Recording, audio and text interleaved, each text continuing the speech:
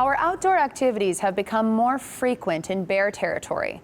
As a result, bear habitats have become more fragmented and encounters between bears and humans more common. This can lead to unfortunate consequences for both the bears and people involved. And when your hometown is located in a wilderness area, like Grande Cache is, the challenges of being bear aware take on new meaning. Located 214 kilometers north of Jasper, Grande Cache is nestled on a high plateau and is the gateway to the Wilmore Wilderness Park, one of Alberta's greatest mountain treasures. It also means this community is located within the heart of bear territory, and so it made for a great venue for a bear-aware workshop. It's an opportunity to share information on a variety of issues other communities are dealing with when it comes to bear encounters. And the attitudes they have towards grizzly and black bears, as well as their preference for management. As each presenter talked about their specific area and what they're doing to handle aggressive bears, one overriding theme began to emerge: garbage. It's certainly an issue the town of Grande Cache has had to deal with. Fish and Wildlife Officer Mike Ewald has been stationed in the community for the past 17 years. It was community entertainment to come here and watch the bears, as was in a lot of communities in Alberta. But because of the close proximity to town, they realized there that the bears would move back and forth from the dump into town and we have to dealt with there. So they fenced it and they electrified it, and it proved very effective. The complaints went from as many as 100 complaints down to 0. It's not just the dump, however, that has created an issue for the town. An intensive community awareness campaign was launched to inform residents on how to deal with their own garbage issues, including recycling. The effort has paid off. In the last 5 or 6 years, we've only removed 5 or 6 bears from town total. So it's a different mindset in the community. People are very bear aware.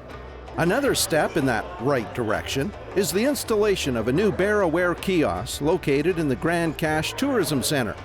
Bren Knight is the center's supervisor and sees this new information tool playing an important role. We have a lot of new people here, many that have come from areas that do not have any wildlife, and they are terrified to go out in the bush, which is sad because we have some incredibly beautiful country around here, and I believe it is possible to spend time outdoors safely.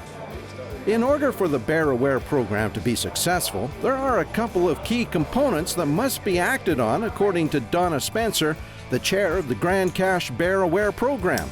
I think certainly working with the town of Grande Cache to establish waste management programs, to continue working with the schools as well.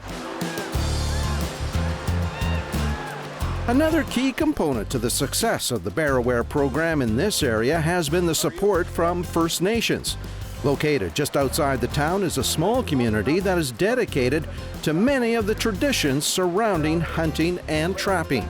Skins are prepared just like they have been for hundreds of years, stretched out over wooden frames so they can be worked on prior to the tanning process. But some new practices have been introduced to reduce the risk of bringing in a bear. These ones here, like, they've already been fleshed on one side. You take off all the hair and whatever else, all the flesh that's taken off, then you turn around, rake it all up and drag it all over there and burn it all right.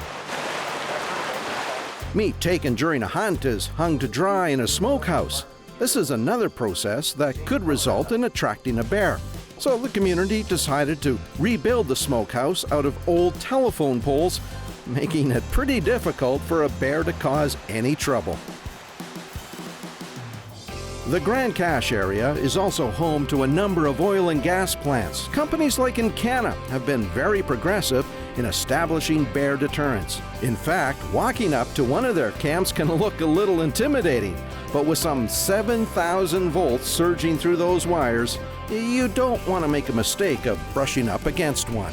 First and foremost, for any kind of a bear fencing project kind of thing, it's the first managing the attractants within the camp, and then second is the maintenance of the electric fence that goes around the camp perimeter.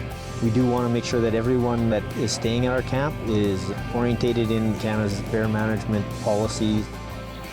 Ultimately, governments, corporations, and communities can only do so much. It's really up to each one of us to take some responsibility. Boy, Michael, it sure was great to see all that footage of the mama bear with her cubs. We were really fortunate to get that kind of shot, that's for sure.